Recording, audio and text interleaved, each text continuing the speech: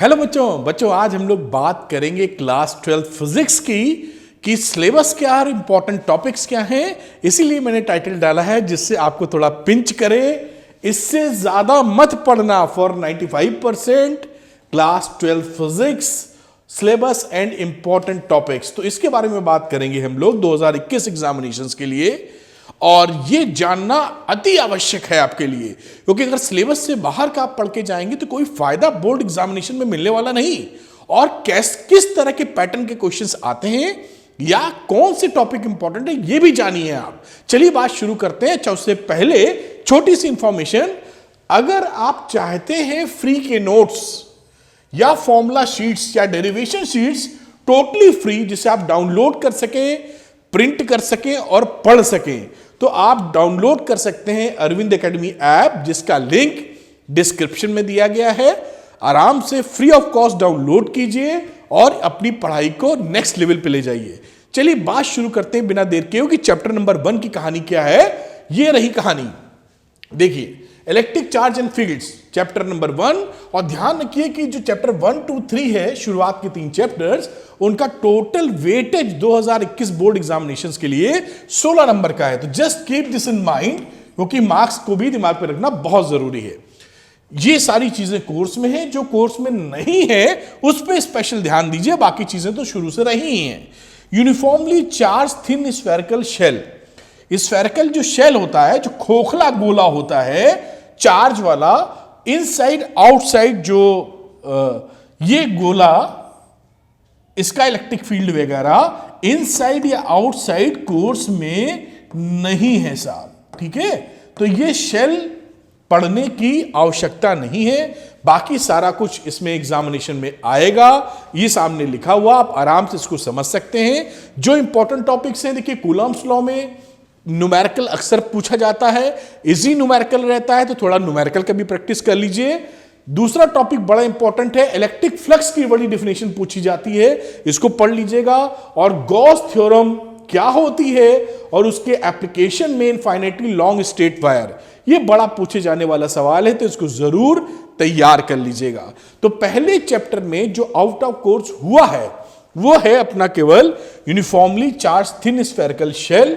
इसको छोड़ के आपको सब पढ़ना है साहब। और जो टॉपिक्स मैंने बताया, 2-3 टॉपिक्स, कूलम्ब्स लॉ पे न्यूमेरिकल्स, गॉस थ्योरम का एप्लीकेशन और गॉस थ्योरम खुद भी, इलेक्ट्रिक फ्लक्स, ये चीजें ज्यादा पूछी जाने वालों में से हैं। चलते हैं दूसरे नंबर पे, इसको ध्यान से देख लीजिए, मैं हट भी जाता हूं जिससे आप स्क्रीनशॉट भी ले सकें इसका, ठीक है साहब। चैप्टर नंबर 2 की बात करेंगे। जैसा मैंने आपको बताया था कि इन सभी का चैप्टर नंबर 1 2 3 मिला के 16 नंबर का है, इलेक्ट्रोस्टैटिक पोटेंशियल एंड कैपेसिटेंस। इसमें आप अगर देखें तो सिलेबस में कुछ हटाया नहीं गया है। तो कैपेसिटर के ऊपर भी न्यूमेरिकल्स बनते हैं, आपसे पूछे जाते हैं। तो पोटेंशियल में कैपेसिटर और डाइलेक्ट्रिक्स के बारे में थोड़ी जानकारी जरूर रखिएगा, यह आपसे अक्सर पूछी जाती है। तो ये तैयार कर लीजिए, पैरेलल प्लेट कैपेसिटर और साथ में पोटेंशियल के डेरिवेशंस, ये बड़े इंपॉर्टेंट है, एग्जामिनेशन में पूछे जाते हैं। चैप्टर नंबर 2 से कुछ हटा नहीं है, आप इसकी तैयारी अच्छे से करके जाइए, जो सिलेबस में आपके साथ दिख ही रहा है। चैप्टर नंबर 3 की बात फटाफट हम लोग कर लेते हैं। चैप्टर नंबर 3 में करंट इलेक्ट्रिसिटी, तीनों चैप्टर मिला के 16 नंबर। इसमें जो आउट ऑफ कोर्स किया गया है वो कार्बन रजिस्टर्स हैं, कलर कोडिंग है उनकी, और सीरीज और पैरेलल कॉम्बिनेशन के रजिस्टर्स हैं, ये आउट ऑफ कोर्स हैं। कार्बन रजिस्टर नहीं पूछा जाएगा, कलर कोडिंग नहीं आएगी इस बार, सीरीज एंड पैरेलल कॉम्बिनेशन नहीं आएंगे। बाकी इसके अलावा सारी चीज कोर्स में है। बड़ा फेमस रहा ही है किरचॉफ्स लॉ, तो किरचॉफ्स लॉ को जरूर पढ़ के जाइए, और आपसे काफी इस पे सवाल न्यूमेरिकल बनते हैं। जहां पर क्वालिटेटिव आइडियाज लिखा हुआ है, जैसे व्हीट स्टोन ब्रिज के बाद मीटर ब्रिज है, तो क्वालिटेटिव आइडियाज का मतलब है कि उस पर न्यूमेरिकल नहीं आएंगे, क्योंकि न्यूमेरिकल जो होता है वो क्वांटिटेटिव एनालिसिस होती है, क्वांटिफिकेशन होता है। तो क्वांटिटी नहीं पूछी जाएगी, यानी न्यूमेरिकल नहीं आएगा। थ्योरी आएगी कि मीटर ब्रिज कैसे काम करता है, किस प्रिंसिपल पे काम कर सकता है, वगैरह वगैरह। व्हीट स्टोन ब्रिज भी बड़ा इंपॉर्टेंट है। इसके बाद पोटेंशियोमीटर, और इसमें भी देखिए अंत में लिखा है क्वालिटेटिव आइडियाज ओनली। तो पोटेंशियोमीटर में आपको न्यूमेरिकल नहीं मिलेगा, इधर इंटरनल स्ट्रेस ऑफ सेल वगैरह में, हाँ इसका वर्किंग, इसकी बाकी प्रिंसिपल सारी चीजें मालूम होनी चाहिए। तो चैप्टर नंबर 3 में 3 बातें हटा के 16 नंबर दिलवा देंगे शुरू के 3 चैप्टर। आप जानते ही हैं शुरू के 3 चैप्टर 16 नंबर का वेटेज रखते हैं। चलते हैं अगले चैप्टर पे, chapter number 4 moving charges and magnetism. Chapter 4, 5, 6, 7 को अगर क्लब कर लिया जाए तो इनका जो वेटेज है बेटा वो है 17 मार्क्स का। 16 नंबर पहली यूनिट थी, दूसरी आ गई 17 नंबर की। अब इसमें देखिए जो चीजें कोर्स से बाहर की गई हैं, केवल साइक्लोट्रॉन को हटाया गया है, बाकी सब कुछ कोर्स में है। साइक्लोट्रॉन एक इंपॉर्टेंट टॉपिक हुआ करता था अक्सर, या ऐसा बोला जाए कि हर साल इसमें से क्वेश्चन पूछे जाते थे, लेकिन इस बार ये आउट ऑफ कोर्स है तो इसको ना पढ़ें क्योंकि आएगा नहीं। नॉलेज के लिए इसके आगे पढ़ाई कर लीजिएगा। जो इंपॉर्टेंट टॉपिक्स पूछे जाते हैं, बायो-सवर्ट्स लॉ आप जानते हैं, एम्पियर्स लॉ ये बड़ा पूछे जाने वाला है, और साथ में देखिए कन्वर्जन, ये जो गैल्वेनोमीटर का है ये बड़ा इंपॉर्टेंट है, आप फेमस भी है बच्चों के बीच में। Galvanometer its current sensitivity and conversion to ammeter and voltmeter. तो गैल्वेनोमीटर से कैसे एमीटर या वोल्टमीटर बनाते हैं ये भी आपको पता होना चाहिए, इसमें न्यूमेरिकल भी पूछे जाते हैं। ये रहा चैप्टर 4 की कहानी। आगे चलते हैं चैप्टर 5 पर, मैग्नेटिज्म एंड मैटर। आपको मालूम है 70 मार्क्स का वेटेज है चारों चैप्टर मिला के। जो चीजें सिलेबस से बाहर की गई हैं, magnetic field intensity due to magnetic dipole ये बाहर है, axis perpendicular to the axis, torque on magnet dipole. ध्यान रखिएगा, कई बच्चे पूछ रहे थे कि मैग्नेटिक डाइपोल पर जो टॉर्क है वो कोर्स में नहीं है, बाहर मैग्नेट लिखा हुआ है, in uniform magnetic field. Para, dia and ferromagnetism ये भी प्रॉपर्टीज बाहर कर दी गई हैं सब्सटेंसेस की। Electromagnetic magnets and factor affecting their strength, permanent magnets, ये सारी चीज आउट ऑफ कोर्स है अभी, तो इसको पढ़ने की आवश्यकता नहीं है। चैप्टर काफी छोटा हो जाता है, आराम से पढ़ सकते हैं और नंबर देके जाएगा। सरल चैप्टर है, कोई भी मुश्किल चैप्टर नहीं है। तो चैप्टर नंबर 5 में इसके अलावा आप देखिए तो earth magnetic field, magnetic element, solenoid, बड़ी छोटी छोटी चीजें हैं, थोड़ी सी समय दे दीजिएगा। इस टॉपिक को पढ़ने में अगर आप चाहे जाएंगे तो 3 घंटे के अंदर टॉपिक खत्म हो जाएगा, इससे ज्यादा कुछ है नहीं। चलते हैं अगले चैप्टर पे, चैप्टर नंबर 6 इलेक्ट्रोमैग्नेटिक इंडक्शन। ये सिलेबस में जितना था उतना अभी भी पड़ा हुआ है, चैप्टर नंबर 6। और जो पूछे जाने ये सेल्फ एंड म्यूचुअल इंडक्शन में से कुछ ना कुछ आपके पास डेरिवेशन भी बड़ा इंपॉर्टेंट है इसका, इसको जरूर तैयार कर लेना बेटा, इसका डेरिवेशन भी बड़ा पूछा जाता है। और इसकी बाकी जो है फैराडेज लॉ भी बड़ा इंपॉर्टेंट है, इसके अंदर लेंज लॉ भी, सब थ्योरेटिकल है, बहुत आसान है, बहुत मस्त होके पढ़ सकते हैं, इजी है टॉपिक्स, कोई भी टेंशन की बात नहीं। तो ये पढ़ाई इसमें से कर लीजिए, आपके नंबर बनते जरूर बन जाएंगे। चैप्टर नंबर 7 की बात करते हैं बेटा हम लोग, एसी करंट या अल्टरनेटिंग करंट। इन चारों चैप्टरों को 4 से 7 तक मिला के 17 नंबर का सवाल है। जो कोर्स से हटा है बहुत छोटा सा लेकिन इंपॉर्टेंट चीज हटी है, वॉटलेस करंट। ये बड़ा टॉपिक नहीं था, ऐसा लगता है कि इसमें खाना पूरी की गई है छोटा सा हटा के।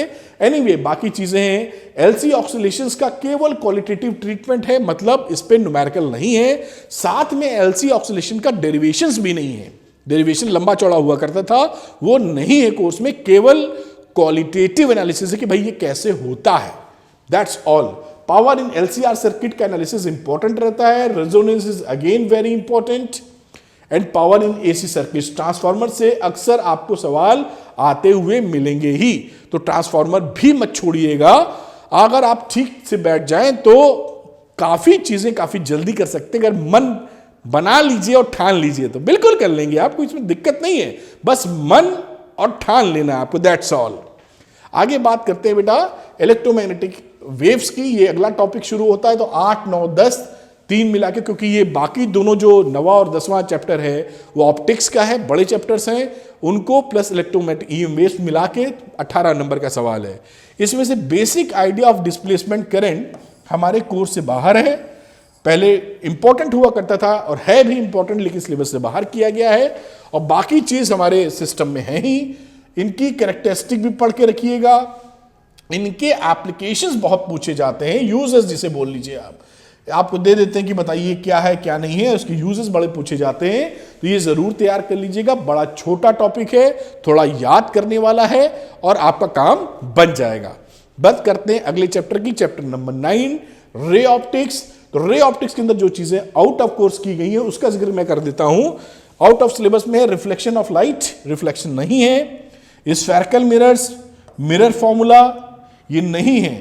डिस्पर्जन आउट ऑफ कोर्स हो गया है, स्कैटरिंग ऑफ लाइट नहीं है, blue colour of sky and reddish appearance of the sun at the sunset and sunrise, ये आउट ऑफ कोर्स है। जो चीजें पूछी जाती हैं इंपॉर्टेंट है, जिसको तैयार करना ही होगा आपको। एक तो साहब लेंस मेकर फॉर्मूला इसमें है, बड़ा पूछे जाने वाला ये टॉपिक है, वेरी इंपॉर्टेंट, इसको जरूर पढ़ लीजिए। साथ में आपसे ऑप्टिकल इंस्ट्रूमेंट पे एक सवाल आपका आके ही रहेगा, तो इसको तैयार करना अति आवश्यक है। इसका डायग्राम थोड़ा बना के प्रैक्टिस कीजिएगा, सीधे एग्जामिनेशन में डायग्राम बनाने जाएंगे तो मुश्किल फील करेंगे आप, पहले प्रैक्टिस कर लीजिएगा। बाकी और भी चीजें हैं, लेकिन ये दो तो बहुत ही ज्यादा इंपॉर्टेंट है रेड ऑप्टिक्स के अंदर।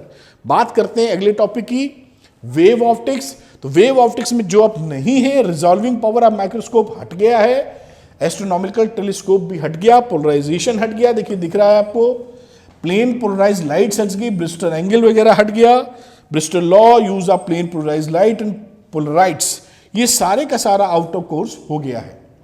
अब इसमें जो अति महत्वपूर्ण बात है, आप जानते हैं यंग्स डबल स्लिट एक्सपेरिमेंट, तो ये यंग्स डबल स्लिट एक्सपेरिमेंट आपको बहुत अच्छे से आना चाहिए। एक्सप्रेशन, फ्रिंज विड्थ वगैरह, अगेन हाइजेंस प्रिंसिपल तो आप तैयार करेंगे ही, लेकिन इसमें सबसे महत्वपूर्ण important Young's double slit experiment को अच्छे से कर लेना होगा।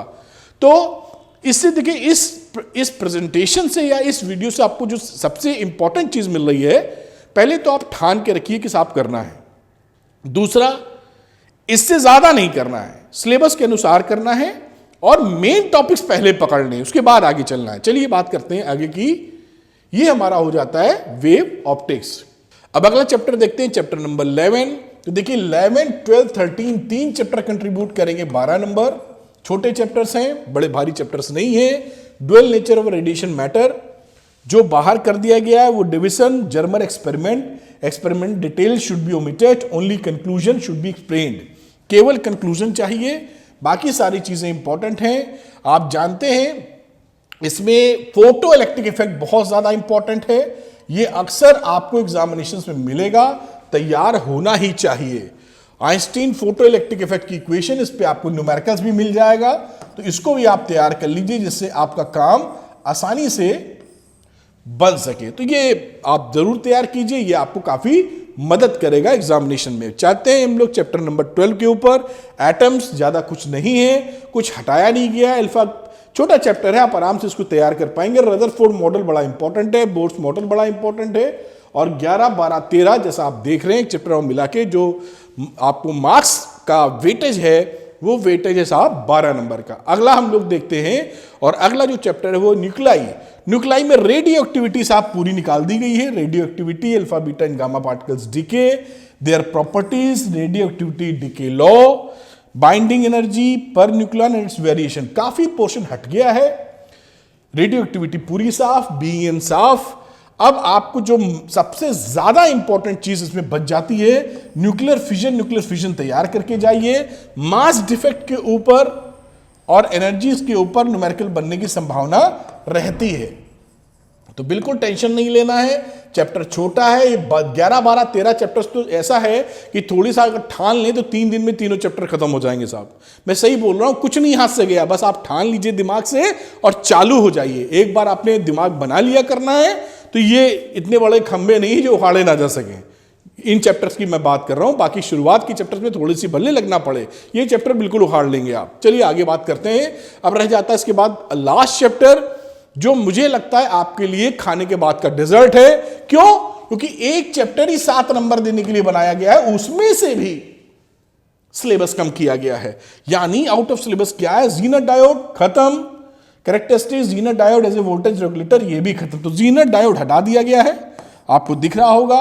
अब जो चीजें कोर्स में रह गई हैं, ये जो मैं आपको सच बता रहा हूं कि सेमीकंडक्टर अगर आप सुबह से पढ़ना शुरू करें, जितना कोर्स में है, शाम तक 7 नंबर आपके हाथ जेब में ना चले जाए, तो आप मुझसे कहिए। अगर आप मूड में पढ़ाई कर रहे हैं, ऐसा हो नहीं सकता कि आपकी समझ में ना आवे।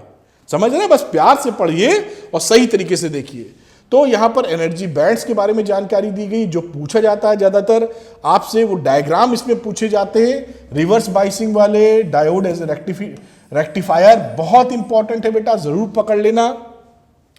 Special purpose being junction diode, LED, photodiode, solar cell, ये कुछ कुछ बातें हैं। सारी बातें अगर ध्यान से पढ़ेंगे तो आधे घंटे से 40 मिनट में आपका एक एक एप्लीकेशन बहुत प्यार से हो जाएगा। ये हो जाएगा 30-40 मिनट, ये 30-40 मिनट, 30-30 पूरी कहानी अगर आप पढ़ने बैठे तो 5-7 घंटे में आराम से कर सकते हैं, बस मूड में होने चाहिए। इस तरीके से देखिए सारे चैप्टर्स आप खत्म हो गए।